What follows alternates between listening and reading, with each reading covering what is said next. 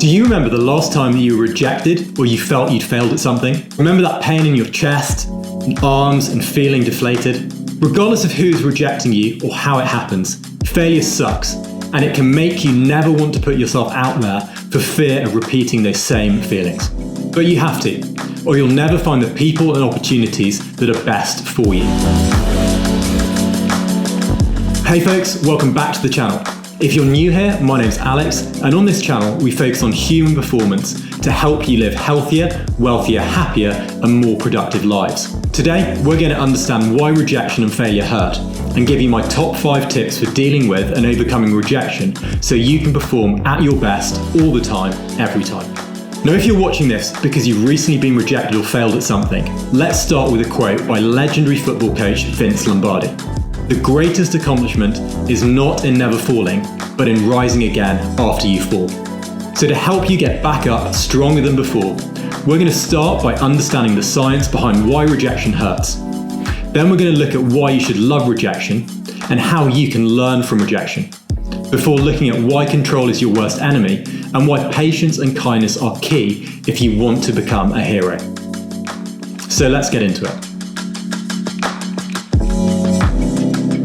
Whether it's failing a test, being ghosted by a crush, losing a sale, being denied funding from a venture capitalist, or being passed up for that job or promotion, rejection hurts. What's worse is that we sometimes incorrectly interpret the pain we feel, viewing rejection or failure as an indication of our own self-worth, or take it as a knock to our very identity, leading us to feel even worse. We've all experienced our body's response to a sudden rejection or failure.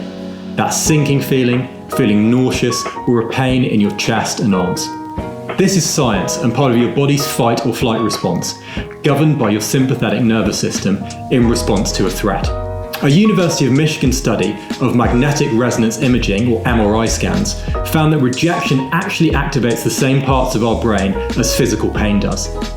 Researchers recruited 40 people who experienced an unwanted romantic breakup within the last 6 months and compared their MRI response to a physical pain sensation and to the emotional sensation of recalling those events. They also compared their results to a database of 500 MRI scans across pain and emotional responses. The study found that feelings of social rejection activate the regions of the brain that are involved in physical pain sensation. Now, as we learned in my previous video about getting started and beating procrastination, your body's autonomic nervous system is designed to keep your body in equilibrium and maintain homeostasis, with the sympathetic part looking after your response to threat, hence fight or flight.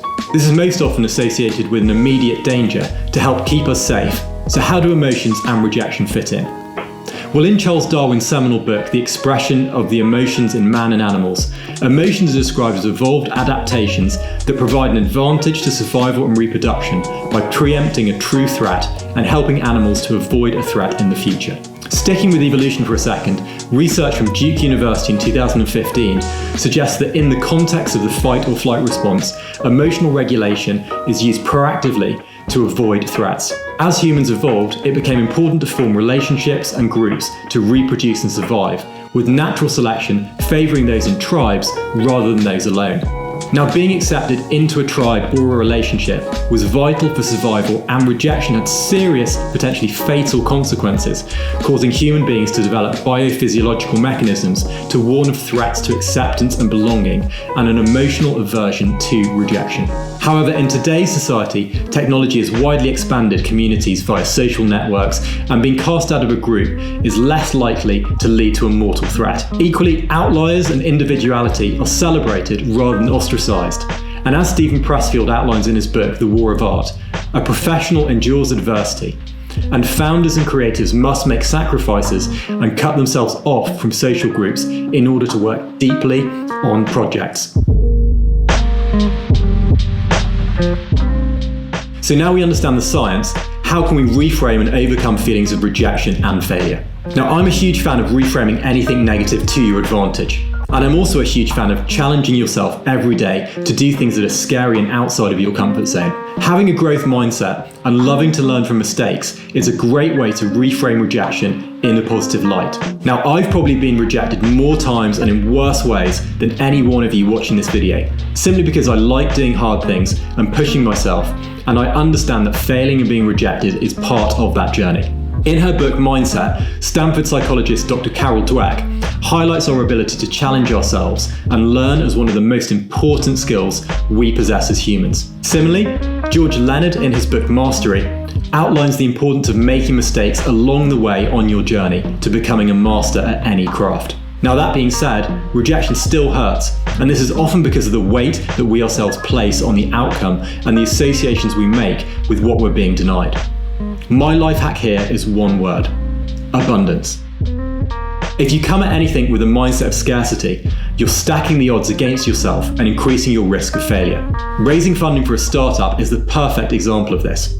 Now, raising capital is extremely challenging and multifaceted, and failure can lead to slowed growth or worse, the end of your company. Statistics show that founders need to take 40 to 50 venture capitalist coffee meetings on average to close an investment round, with some going into the hundreds for angel rounds. Assuming you pitch just 40 VCs and get 4 who wish to invest in the round, that's a rejection rate of 90%. When raising seed capital for my company Virti, I had to be extremely resilient and not take things personally when my company and early idea were being rejected by investors. What helped me through this was knowing that I had a long list of potential investors to speak with, and so no single rejection was ever going to be overly meaningful.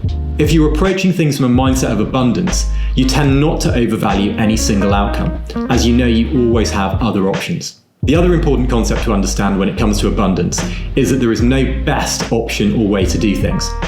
Putting a specific option or outcome on a pedestal when you do have multiple options is just as counterproductive as having a scarcity mindset. Placing more value on one outcome over another is often due to overthinking or biases, such as wanting to impress others or thinking about just how good life would be if you had that one specific thing. It's over-analysis, it's unnecessary, and it sucks.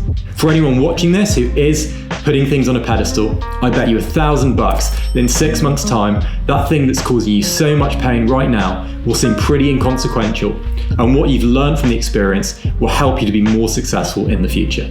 Pain is temporary. It may last a minute, or an hour, or a day, or a year, but eventually it will subside and something else will take its place. If I quit, however, it lasts forever. That surrender, even the smallest act of giving up, stays with me.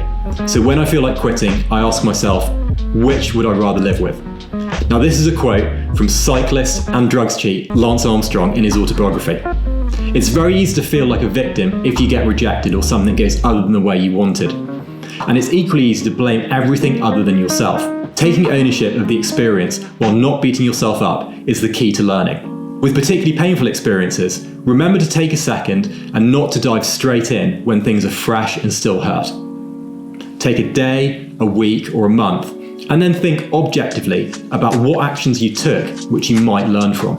Now, we'll touch on control in a second, but it's important to only think about what actions you took during the process and how you might change them in the future.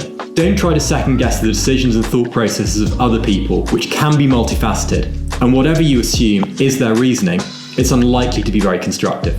Once you have thought about or written down your actions and reflected on the experience, and writing it like a short story can sometimes even be cathartic, think about what you might change, but also consider what you think you did well. Remember, learning isn't just about beating yourself up. Be grateful that you took action and went through the experience, and congratulate yourself for things you did well. It can also be helpful to share this reflection with friends. Simply writing down or telling your rejection or failure story to others can suddenly offload it from you and give you a way to vent while receiving honest and supportive feedback.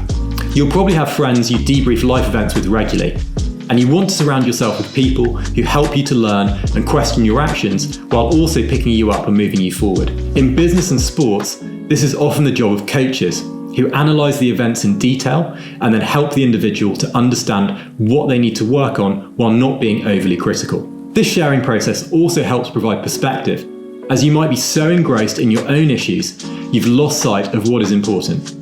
Your friend or coach might have bigger problems themselves, or they might jokingly put you back on track with their own account of a similar or worse experience. Your friend or coach should have as much or more faith in you and your journey than you do, and they shouldn't listen to your excuses, but help you to find clarity and put you back on track stronger than before. Batman has Alfred, who nurses him back to health and helps him look inwardly to learn. So find your coach.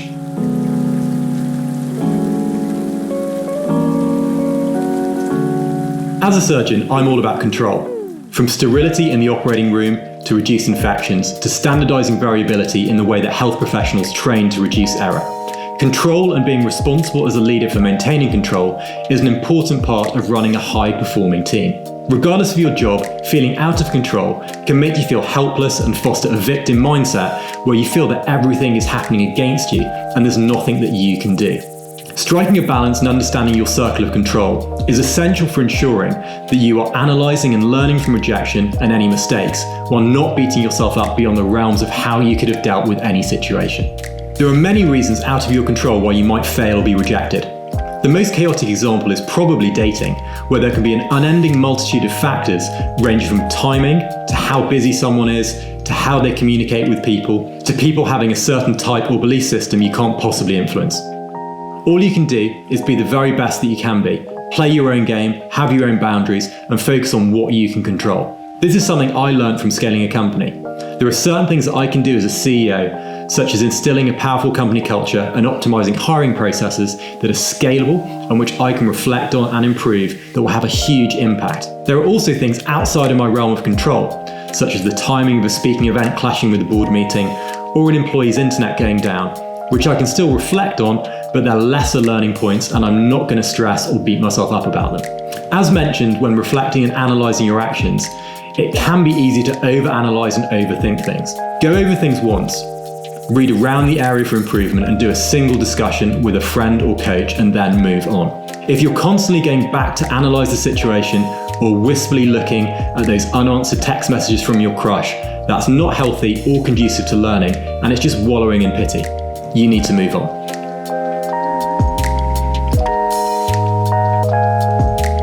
Our greatest glory is not in never falling, but in rising every time we fall.